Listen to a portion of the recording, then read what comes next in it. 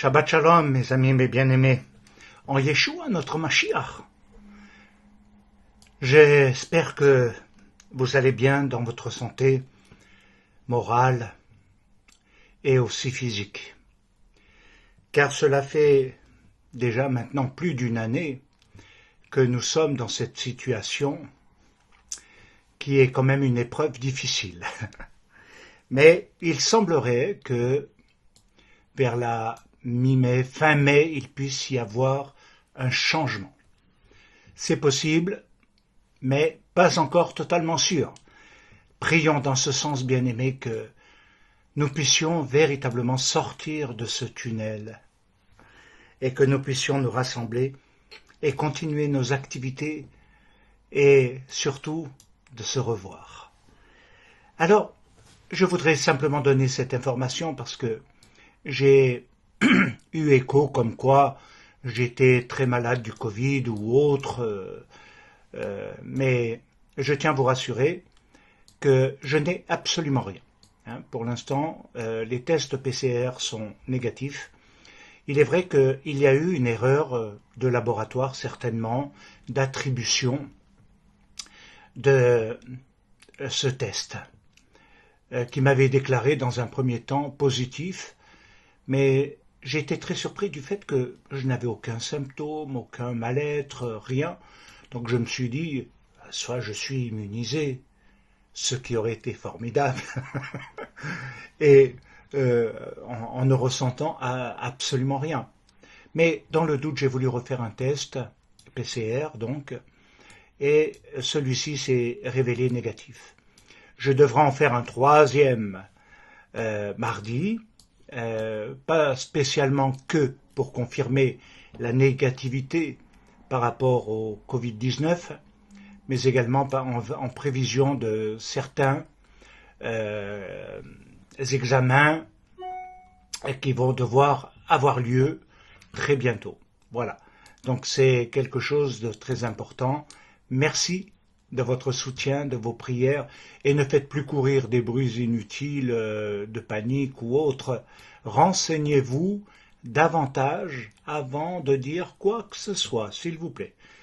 Comme quoi cela nous prouve et nous démontre que la rumeur et malheureusement des paroles peuvent s'échapper, même si elles sont bien intentionnées, mais elles peuvent créer quand même pas des conflits, mais en tout cas des inquiétudes à bon nombre de gens. Donc s'il vous plaît, la prochaine fois, renseignez-vous avant de dire quoi que ce soit ou d'affirmer quoi que ce soit. Je vous remercie. Je voudrais vous communiquer un sujet de prière qui me tient particulièrement à cœur. C'est celui de Rabbi Shapira qui a dû être hospitalisé d'urgence et apparemment, je ne sais pas exactement du tout ce qu'il a, il n'a pas communiqué les causes et les raisons de cette hospitalisation d'urgence, mais apparemment ça avait l'air très important. Donc, je pense que c'est aussi lié à sa suractivité, à ses engagements et autres. Donc, veuillez prier pour lui, s'il vous plaît, parce que c'est très important que le Seigneur puisse aussi mettre sa main sur lui. Je vous le demande vraiment de tout mon cœur. Alors que l'Éternel nous bénisse. Vous savez, nous sommes toujours dans le temps de l'Homer et nous nous rapprochons de plus en plus. Nos jours sont comptés par rapport à la période de Shavuot. Et c'est ce temps de réflexion que nous avons entrepris et qui continue également dans les réflexions du mardi à 19h où il y a beaucoup de choses très intéressantes et des partages fructueux. Donc, bien aimés, je vous invite à approfondir dans ce temps de l'Homer aussi vos participations. Et je vous en remercie. C'est très important de continuer, d'approfondir un certain nombre de points. Alors, c'est vrai que le temps de l'Homer nous amène également dans la réflexion du sens profond de notre vie. Et je dirais que ceci va se traduire par quelque chose qui deviendra concret lors de la fête de Shavuot. Alors, le temps de la fête de Shavuot sera particulièrement prophétique. Elle aura un impact réel. Je n'en dis pas plus. On se réserve la surprise par rapport aux temps qui viennent. Donc, bien-aimés, soyez attentifs car Shavuot marquera à l'intérieur de notre vie un temps nouveau. Et peut-être que si nous avons maintenant cette possibilité d'ouvrir nos locaux, oh, ce sera encore plus que merveilleux.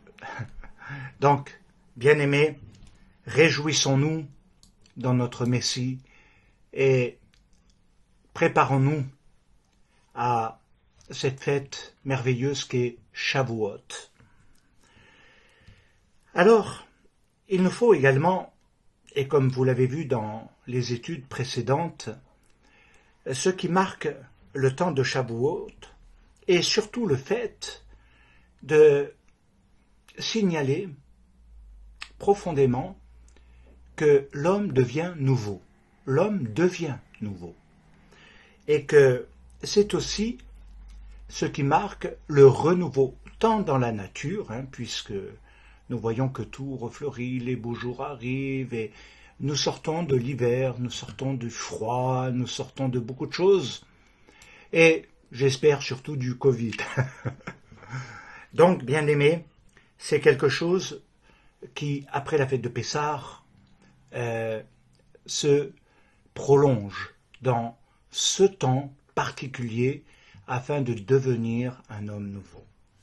Alors, il est vrai que nous avons, en date du 10 avril, si vous n'étiez pas présent, je vous recommande de pouvoir écouter cette étude sur notre chaîne YouTube et de pouvoir ainsi beaucoup mieux assimiler ce qui va venir. Parce que nous allons aborder des choses alors très particulières.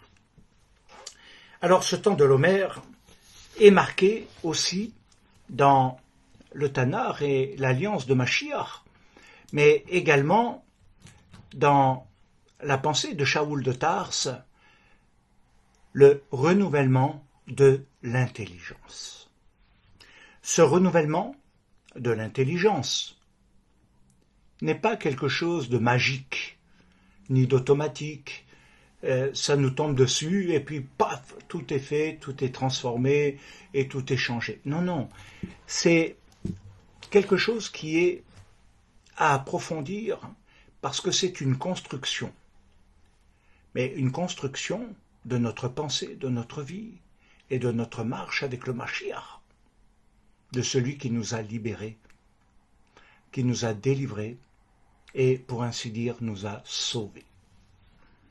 Alors, c'est un processus qui marque profondément le changement et, je dirais, qui nous fait entrer dans un temps nouveau pour que nous puissions être réellement un homme accompli dans sa maturité spirituelle.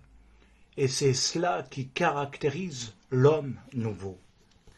Alors, comme nous l'avions lu, mais je préfère le relire, où Shaoul de Tarse nous dit réellement de ne pas nous conformer au siècle présent, autrement dit aux temps actuels, mais soyez transformés, c'est un processus, c'est un changement, transformé par le renouvellement de votre intelligence, afin de discerner quelle est la volonté du Seigneur, ce qui est bon, agréable et parfait. Et je crois que c'est très important parce que nous cherchons tous la volonté du Seigneur pour ceci, pour cela, pour nos vies, pour nos familles, professions, etc. Mais quelle est la volonté du Seigneur en réalité? Donc, il nous faut approfondir. Et ceci nous amène, bien entendu, à grandir dans le Messie qui nous amène justement à réaliser un certain nombre de choses extraordinaires. Et je dirais que nous ne pouvons pas y échapper. Alors il nous est dit dans la lettre de Shaoul de Tarse aux Éphésiens, au chapitre 4, et à partir du verset 17, voilà ce qu'il est dit. Voici donc ce que je dis et ce que je déclare dans le Seigneur, c'est que vous ne devez plus marcher comme les païens, qui marchent selon la vanité de leurs pensées. Ils ont l'intelligence obscurcie, ils sont étrangers à la vie de Dieu, à cause de l'ignorance qui est en eux, à cause de l'endurcissement de leur cœur. Et ayant perdu tout sentiment, ils se sont livrés à la dissolution pour commettre toute espèce d'impureté jointe à la cupidité. Mais vous, ce n'est pas ainsi que vous avez appris de Mashiach, si du moins vous l'avez entendu, et si conformément à la vérité qui est en Yeshua, c'est en lui que vous avez été instruits, à vous dépouiller eu égard à votre vie passée du vieil homme qui se corrompt par les convoitises trompeuses, à être renouvelé dans l'esprit de votre intelligence et à revêtir l'homme nouveau, créé selon Dieu dans une justice et une sainteté que produit et mette la vérité. Alors il est dit quelque chose de très important et de fondamental dans ce passage. Si vous avez entendu, bien cela signifie tout simplement que ceux qui n'ont pas vraiment entendu ou qui n'entendent pas ou qui n'ont jamais entendu comprennent différemment les choses. Mais il nous est bien dit, si vous avez entendu, vous avez été instruits. Vous avez été instruits. Et c'est une chose importante parce que l'instruction, c'est l'éducation de notre pensée, l'éducation de notre cœur, l'éducation de notre vie intérieure et extérieure, bien entendu. Vous avez été instruits à vous dépouiller du vieil homme pour revêtir l'homme nouveau. Et c'est à partir de ce moment-là que l'on est renouvelé dans l'esprit de notre intelligence. Mais encore plus particulièrement, il nous est dit que nous sommes, en fonction de notre compréhension aussi, mais que nous sommes surtout créés selon Dieu. Créés selon Dieu. Un homme nouveau, c'est celui qui est créé selon Dieu, et non selon la religion, la religiosité, des principes, des dogmes, etc., toutes sortes de choses. Même la société, la philosophie, etc. Alors, comme nous l'avons vu, il y a un vieil homme qui est lié à la vie passée, et qui veut dire tout simplement que cet homme est quelque chose où il y a un regard sur l'arrière, un vécu, mais pas dans ce qui est à vivre. Un vieil homme, c'est celui qui est dans un vécu passé, mais pas dans un vécu futur. Alors, ça peut signifier également, dans ce que nous avons lu, être sans Dieu. C'est-à-dire qu'il y a une vie qui est menée, mais vous avez pu le constater en lisant ces passages qu'il y a toutes sortes de choses qui nous corrompent. Alors, par contre, l'homme nouveau, il est créé selon Dieu, créé selon Dieu. L'homme nouveau est créé selon Dieu, et c'est cet homme qui, sorti des ténèbres, de l'esclavage, de la mort et de tous les liens de l'Égypte, va maintenant se construire et va se créer selon Dieu. Alors maintenant, étudions, entrons dans la profondeur de ces passages, et pour ceci, je vais prendre comme appui dans un texte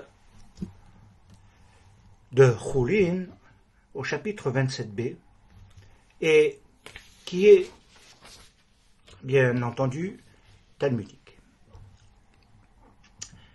Alors, il nous est dit qu'ils furent créés à partir de la terre. Ils furent créés à partir de la terre et sont rendus aptes à la consommation par le sectionnement des deux conduits vitaux, en parlant des animaux, c'est-à-dire la trachée, le sophage. Les poissons, eux, ont été créés à partir de l'eau et n'ont pas besoin de shrita. Et de la shrita, c'est le sectionnement. N'a pas besoin de sectionnement. Le poisson n'a pas besoin de sectionnement pour les rendre aptes à la consommation. Les oiseaux, qui eux furent créés d'un mélange de terre et d'eau, sont rendus aptes à la consommation par le sectionnement de l'un ou de l'autre, pas les deux, de ces deux conduits vitaux. C'est ce qui est en rapport avec ce que nous avons déjà étudié le 10 avril. Donc il y a les animaux de la terre, en résumé, qui est l'âme animale et qui se définit par la matérialité tout simplement. Les poissons qui sont issus de l'eau, c'est tout ce qui est lié à la création et qui est marqué par tout ce qui se distingue. Et les oiseaux, eh bien, nous montrent qu'ils sont faits de manière très différente de terre et d'eau. Et je crois que si on veut le traduire et que si on voulait entrer vraiment profondément dans une étude réelle, mais qui demanderait beaucoup de temps, eh bien c'est la terre et le sec, la différence entre le mouillé et le sec. Et ce n'est pas pour rien que nous devons nous rappeler quand même, malgré tout, qu'à Pessah, lorsque la mer s'est ouverte, c'est le 7e jour de Pessah, lorsque la mer Rouge s'est ouverte, il y a eu quelque chose qui nous relie entre le mouillé, la mer était sur les côtés, il y avait le mouillé, mais ils ont traversé à pied sec. Ils n'ont pas été dans le boueux, autrement dit. Alors, c'est l'âme animale, mais aussi qui contient son âme spirituelle, mais qui n'est pas totalement définie. La terre et l'eau, c'est la matérialité et la spiritualité, c'est la matière et l'esprit. Et pour entrer dans plus de profondeur, nous allons analyser, étudier le sens et la signification de ce qui constitue les bases de la vie du croyant Ivrim Meshichim, des Hébreux messianiques. Je ne parle pas de ceux qui ne veulent pas, je parle de ceux qui veulent être réellement dans la pensée réelle de Mashiach, l'enseignement ancré dans son enseignement. Et ça va devenir un mystère dévoilé pour chacun d'entre vous. Alors il est vrai que ces passages font allusion et référence, car même si nous avons pris un passage talmudique, il est toujours lié à la Torah. C'est le chapitre 11 du livre du Lévitique et de Dvarim, autrement dit le Deutéronome au chapitre 14, et il est en rapport avec ce traité de Choulin, qui nous enseigne, et vous allez le voir, des choses extraordinaires. Lévitique 11 nous dit « Vous ne mangerez pas ». Donc en s'adressant à Moshe et au peuple, il dit « Vous ne mangerez pas ». Et à partir de ce « Vous ne mangerez pas », il y a toute une liste qui est dressée. Et ensuite, vous pourrez manger. Et on a l'impression qu'on est comme dans quelque chose qui nous rappelle le Gan Eden. Vous pouvez manger de tous les arbres, sauf celui-là. Et nous retrouvons d'une manière très différente, non pas 2 arbres, mais nous retrouvons dans quelque chose qui a beaucoup changé d'ailleurs, une interdiction et une permission. La même chose. Vous ne mangerez pas. Et vous mangerez. Et c'est ce qui définit l'impur et le pur. Alors bien sûr, on pourrait rentrer dans énormément de discussions, mais également de profondeur pour comprendre ces textes. Mais je voudrais aller quand même plus loin, parce que c'est dans ces recommandations que le permis et l'interdit se retrouvent. Alors, à l'intérieur de l'homme, vous ne mangerez pas, c'est ce qui doit entrer en vous, mais vous mangerez, c'est ce qui doit entrer en nous, et vous ne mangerez pas, c'est ce qui ne doit pas entrer en nous. Voilà. Alors, bien sûr que ça peut surprendre. Et ces catégories, il nous est dit qu'elles sont divisées dans quelque chose d'important, parce qu'elles sont divisées en 3. Elles sont divisées. Le pur et l'impur sont divisés. Mais on va aller plus loin. Alors, premièrement, il y a les animaux terrestres. Deuxièmement, il y a les oiseaux. Et troisièmement, il y a les poissons. Et je dirais que là, il faut se référer effectivement à ce que nous avions déjà étudié le 10 avril entre l'âme animale, l'âme spirituelle et l'âme intellectuelle. Alors, ces distinctions, elles nous amènent à comprendre la séparation qui est fortement marquée par la shrita. Autrement dit, la shrita, c'est l'abattage, mais c'est également le sectionnement. Et le sectionnement n'est pas le même pour tous les animaux. Pour les animaux terrestres, le couteau d'abattage doit sectionner la plus grande partie des 2 conduits vitaux, comme nous l'avons vu tout à l'heure. Alors, en même temps, vous vous posez certainement la question, mais c'est étrange tout cela, et nous n'avons pas l'habitude d'entendre et d'étudier de cette manière-là. Même si je l'ai simplifié, je vais vous amener dans quelque chose qui est extraordinaire, bien-aimés, dans quelque chose qui va changer, transformer votre vie, quelque chose qui va être une puissance de vie en vous, quelque chose de merveilleux qui va vous transformer et qui va vous faire passer d'un état à un autre. Alors c'est pourquoi maintenant, marchons non selon la vanité de nos pensées, mais marchons dans la conformité du cœur, de l'enseignement de Mashiach. Et vous verrez. Alors il est clair que vous vous posez certainement cette question, mais quelle est la relation de ces 3 catégories? Et je vous répondrai que pour bien comprendre la réponse, nous devons voir que tout s'applique au monde intérieur. Et là, nous commençons à découvrir quelque chose. Tout s'applique au monde intérieur de l'âme.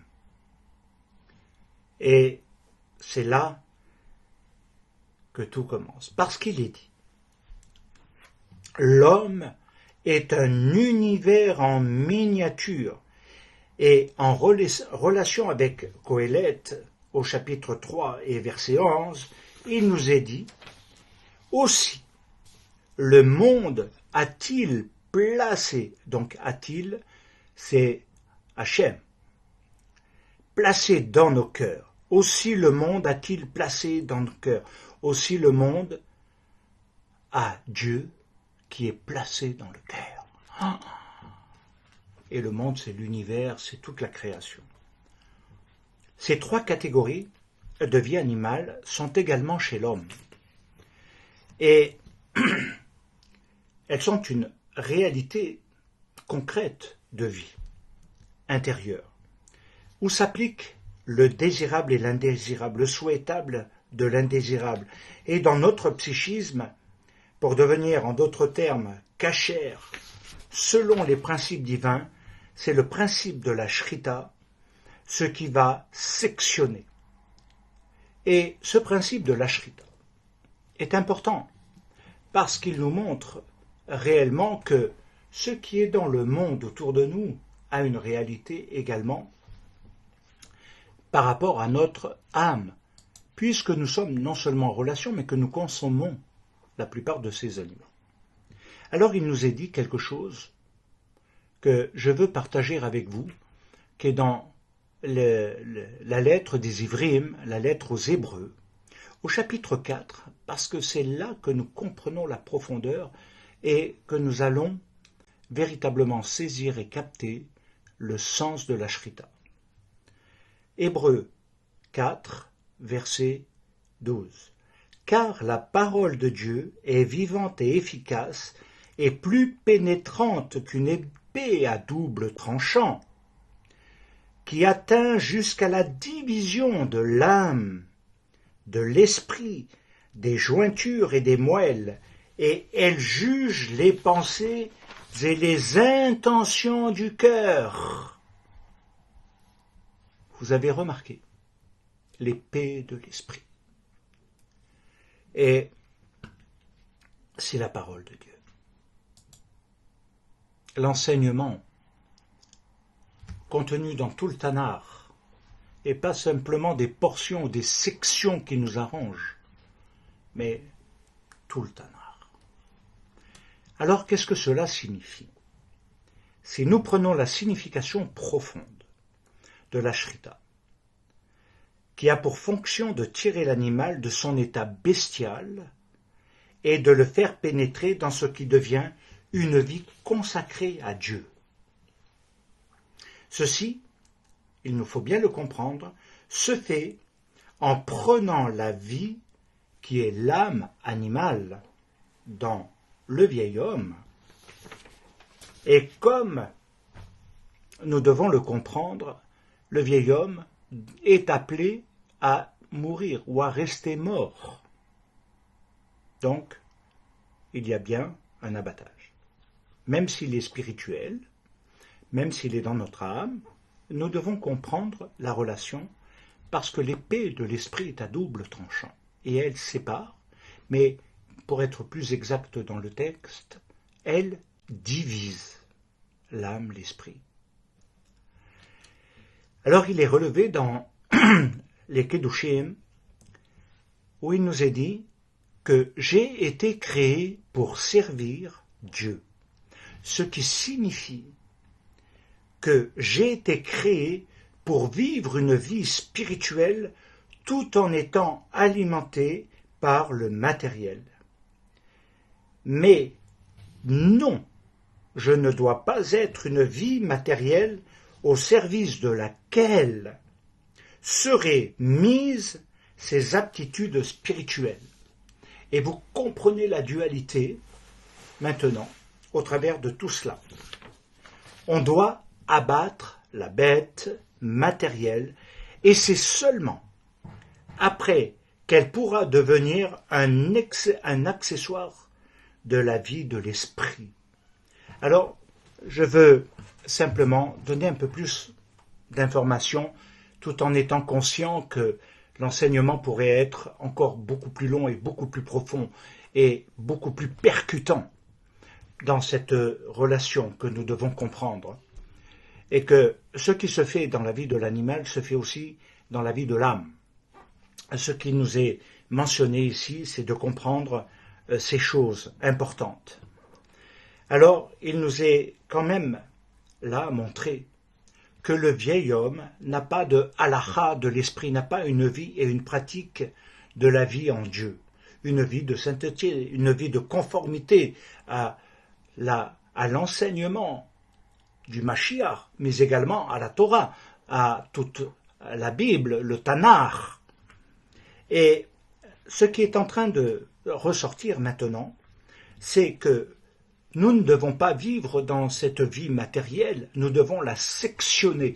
Et ce qui va la sectionner, c'est l'épée de l'esprit, la parole du Dieu vivant, et qui va nous amener à comprendre que nous ne marchons plus selon la chair, mais selon l'esprit. Et vous allez voir que avoir une halakha de l'esprit, ce qui est également une dimension plus élevée que simplement une vie dans la matérialité physique, avec ses souffrances, avec ses difficultés. Et là, nous entrons dans une autre dimension, et où nous devons aller plus loin. Une halakha de l'esprit de vie, c'est ce qui se définit aussi par la tvila, parce que les oiseaux, les poissons, nous démontrent également qu'il y avait l'eau. Et que nous enseigne finalement le Tanakh? Elle nous dit aussi, au travers de Shaul de Tars, que lors de la tvila, le vieil homme doit rester au fond de l'eau. Le vieil homme doit rester au fond de l'eau. Il doit être mort. Et l'homme nouveau ressort comme étant ressuscité. Et il est un homme nouveau parce qu'il va marcher en nouveauté de vie. Alors, bien-aimés, c'est ça qui est extraordinaire. Parce que là, c'est la vie de résurrection dans laquelle nous allons entrer et marcher, qui est fondamentale et importante. Ce n'est pas la vie de la mort. Et faites cette différence. C'est une révélation extraordinaire. C'est quelque chose dans lequel je vous encourage. Je veux vous bénir, bien-aimés, et vous inviter véritablement à saisir cette force, cette puissance que Dieu met à votre portée maintenant. Maintenant, là, vous pouvez recevoir la vie d'en haut, la vie de Ruach HaKodesh, au travers de Mashiach, qui nous a libérés de l'Égypte. Alors, une vie de résurrection qui donne également, en rapport avec toujours les choses anciennes sont finies, sont passées. Autrement dit, si je le prends vraiment dans la pensée d'Israël, c'est des choses qui sont en archives et qui sont détruites. Elles n'ont plus lieu d'être, elles n'ont plus d'actualisation. Et marcher en nouveauté de vie, c'est marcher dans une nouvelle actualité. C'est de marcher dans quelque chose de différent et de nouveau. Et c'est pourquoi nous avons besoin de la halakha nazaréenne. C'est pourquoi nous avons besoin de la halakha de Mashiach. C'est pourquoi nous avons besoin de comprendre le sens de l'homme nouveau, et pas simplement le lire, le dire ou le dogmatiser, mais d'y entrer et de le devenir, et non pas d'être comme les oiseaux se mélangent entre la terre et le ciel, la matérialité, la spiritualité. Et je suis dans le monde matériel, je vis plus dans la matérialité, de temps en temps spirituel, de temps en temps dans la halakha de Mashiach, mais quand ça ne m'arrange pas, ou quand je suis tac, tac, tac, et je passe d'une vie à l'autre. Et nous allons le voir, bien-aimés, parce que c'est extraordinaire ce qui s'offre à nous. Je voudrais tellement vous saisir dans mes bras et vous dire, mais allez-y, foncez maintenant, donnez votre vie à Mashiach totalement et arrêtez de vouloir ceci ou cela. Laissez-vous, donnez-vous et il vous prendra. Bien-aimés, le fait que l'âme animale doit subir une shrita totale, c'est dans les deux sectionnements. Et nous devons réaliser que c'est en rapport avec les animaux de la terre. Les deux sectionnements sont en rapport avec les animaux de la terre. La matérialité, qui représente de toute façon la terre, la temporalité, tout ce que vous voulez, et elles sont reliées à quelque chose. La vie dans la matérialité, voilà comment elles sont définies dans tout ce que nous avons lu, au travers de ce que nous dit Shaul de Tarse et la Bible, et je vous invite à y prêter attention. Parce que cette vie de la matérialité, c'est-à-dire que les passions mauvaises soient retirées pour être dans le domaine de la sainteté. Si nous retirons les passions mauvaises, nous entrons, et c'est cela le fait de l'homme nouveau, c'est qu'il sort, il fait mourir, il sectionne les mauvaises passions dans sa vie, dans son âme, dans ses pensées, et il entre dans le domaine de la sainteté divine. Il entre dans l'esprit de sainteté, il entre dans quelque chose de différent et de nouveau. Alors, nous avons vu tout cela et également, à un moment donné, le 10 avril, la dimension de l'âme intellectuelle, qui est le mélange de la terre et de l'eau. Alors cette âme, elle doit subir, elle, par contre, j'aurais pu développer beaucoup plus d'autres choses, vous en êtes conscient, mais je vous laisse cheminer. Cette âme, elle doit subir une shrita partielle. C'est retirer, faire mourir une vie égoïste, celle du moi, qui s'affronte avec celle de Mashiach en nous, l'espérance de la gloire. Mourir à une vie égoïste, détrôner le moi. Ce n'est plus moi qui règne, c'est Mashiach qui vit en moi. C'est Mashiach qui vit en moi. Le triomphe du Messie dans sa vie. Et c'est cela, bien-aimé, la vraie libération, la vraie délivrance. C'est Yeshua Mashiach vit en moi. Mashiach en nous, l'espérance de la gloire. Et c'est quelque chose d'extraordinaire. Alors, on fait mourir l'ego, mais on entre dans le renouvellement de l'intelligence. Et c'est quelque chose de merveilleux, car c'est dans la pensée de Shaoul de Tarse que ceci s'est développé en rapport avec Bereshit, avec toute sa pensée rabbinique. C'est que la chair est soumise à l'esprit, et non l'esprit soumis à la chair. Et vous remarquerez que les fonctionnements de l'homme, du vieil homme, pardon, et de celui qui aurait dû être mort, est toujours vivant, parce que souvent, la plupart du temps, 98% du temps, c'est la chair qui domine sur la vie de l'esprit. Tant que vous êtes dans la susceptibilité rapide, tant que vous êtes vite dans la blessure à cause de quelque chose, tant que vous vous sentez terrassé par un problème, une difficulté, eh bien c'est la chair qui domine. C'est une vie dans le terrestre. Mais la vie de l'esprit a vaincu. Et ce que nous dit Shaoul de Tarse, c'est que la chair est soumise à l'esprit, et ceci nous démontre que c'est toute la dualité.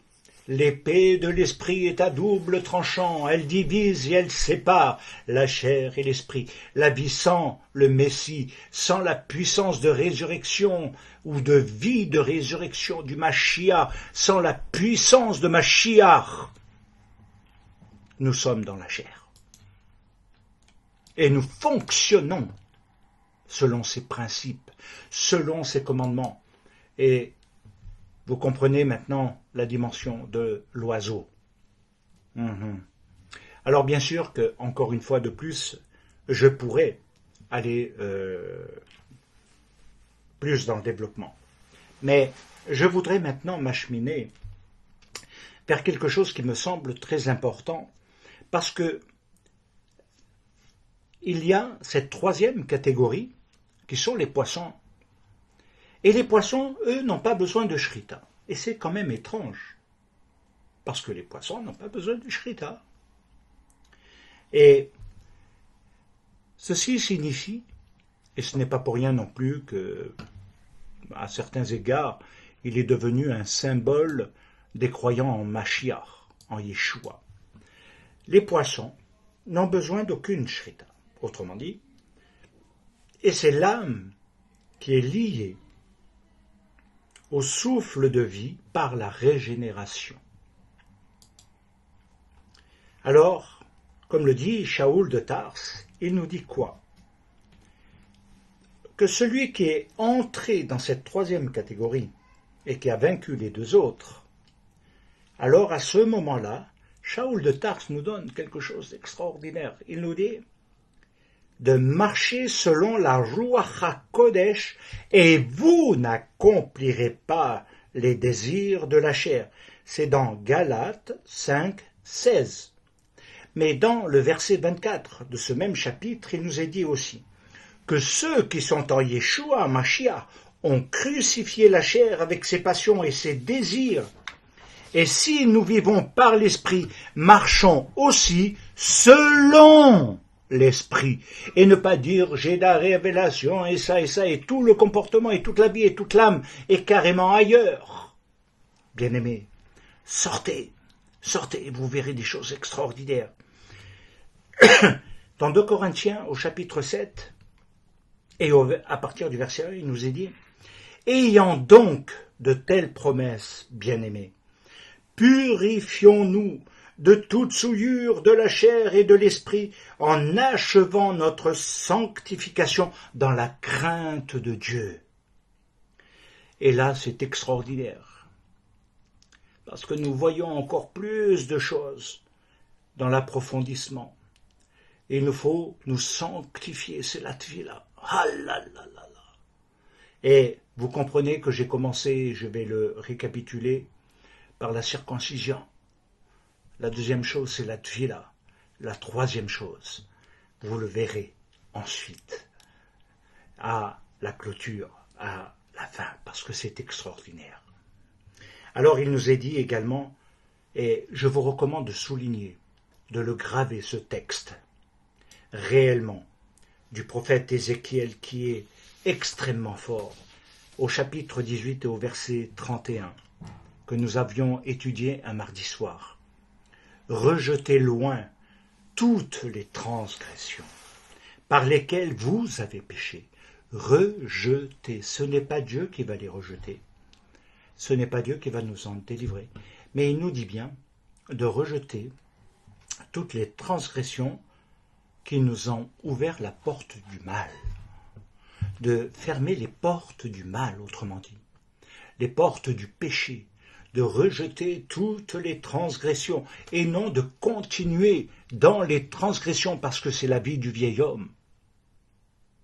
C'est de marcher dans quelque chose qui va nous détruire dans notre vie et notre marche avec le Mashiach.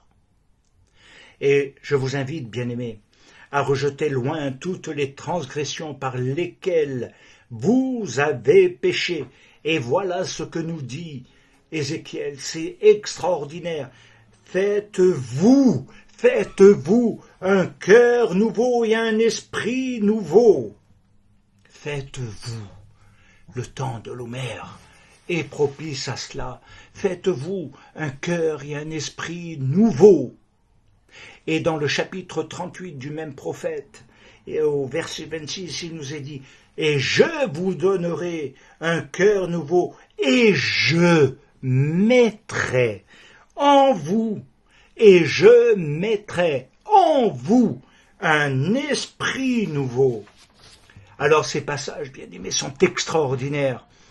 Dans tous les sens du terme, ils sont quelque chose qui touche mon cœur, qui doit toucher votre cœur, qui doit toucher le cœur de ceux qui entendent cela, parce qu'ils sont d'une grande puissance pour être totalement libérés et comprendre le sens de la vie spirituelle, la vie de l'homme nouveau, la vie de celui qui marche et vit en Yeshua Mashiach, qui n'est pas une religion, encore une fois. Alors, bien-aimés, je suis conscient que je pourrais aller beaucoup plus loin, mais je veux garder, peut-être sans vous le promettre, quelque chose. Mais d'abord, je veux résumer cet acheminement de conclusion qui se trouve dans Bereshit au chapitre 1 et au verset 26 pour éclairer, parce que c'est totalement juif, cette approche que j'ai eue, chapitre 1, versets 26 et 27, où Dieu dit « Faisons l'homme à notre image selon notre ressemblance, et qu'il, et écoutez bien le véritable enseignement de Mashiach et de Dieu, et qu'il domine sur les poissons de la mer, les oiseaux du ciel, sur le bétail, sur toute la terre, sur tous les reptiles qui rampent sur la terre. » Bien-aimés, vous avez vu ça? Comme c'est extraordinaire qu'il domine. En fait, l'homme nouveau, c'est celui qui a dominé, qui a vaincu le mal, qui a fermé les portes du mal et qui agit dans la puissance de la Ruach HaKodesh. Bien-aimés, je suis convaincu que vous sentez quelque chose aujourd'hui, que vous recevez quelque chose de différent et que votre intelligence qui était peut-être obscurcie s'ouvre à la lumière et à la clarté de Mashiach. Bien-aimés, nous verrons certainement peut-être, et comme je vous l'ai dit, je ne veux pas le promettre, mais il est possible. que nous pourrions étudier et voir ce qu'implique et signifie, et dans une très grande profondeur, la Shrita, ce sectionnement, comme nous venons de le voir au travers de différents éléments, et qui nous donne une profondeur spirituelle, réelle. Alors, le sens et la signification de la Shrita dans le sens de la circoncision physique, mais aussi du cœur, autrement dit de l'âme.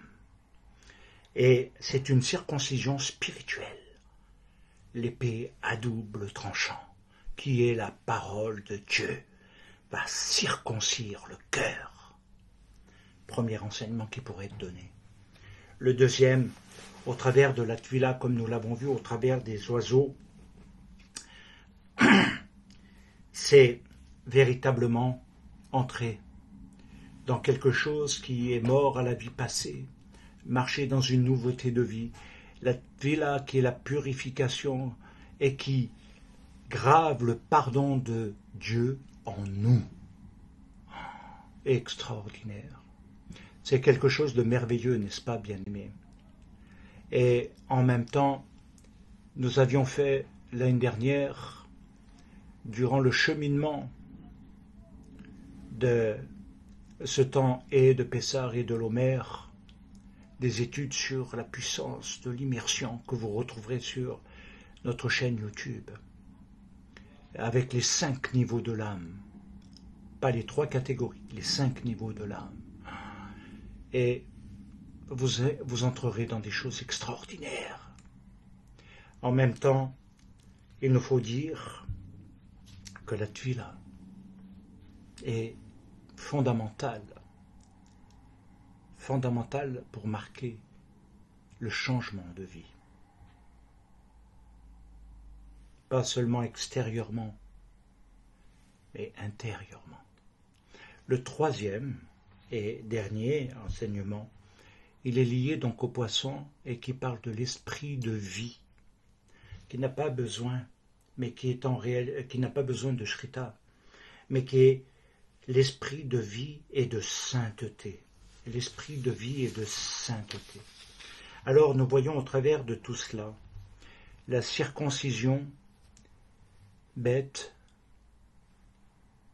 les animaux de la terre, du cœur, la circoncision spirituelle, c'est ce qui donne un cœur nouveau. La Tvila, les oiseaux qui marquent la terre et les cieux, c'est la Neshama régénérée qui devient pure, d'une âme souillée à une âme lavée. Le troisième, c'est l'esprit de sainteté, et c'est la halacha de Mashiach, marcher dans l'esprit, et vous n'accomplirez plus les désirs et les passions de la chair. Alors, bien-aimés, je suis de tout cœur avec vous, et je vous souhaite un Shabbat Shalom en Yeshua Mashiach. Approfondissez encore plus, et vous découvrirez par vous-même peut-être d'autres choses que Dieu va vous révéler dans votre cœur. Les Traot, qu'Hachem vous bénisse. Toda Rabba, mes bien-aimés, en Yeshua, persévérez dans le Mashiach, notre Messie, dans son saint et glorieux nom, Yeshua. Toda Rabba. Amen ve Amen.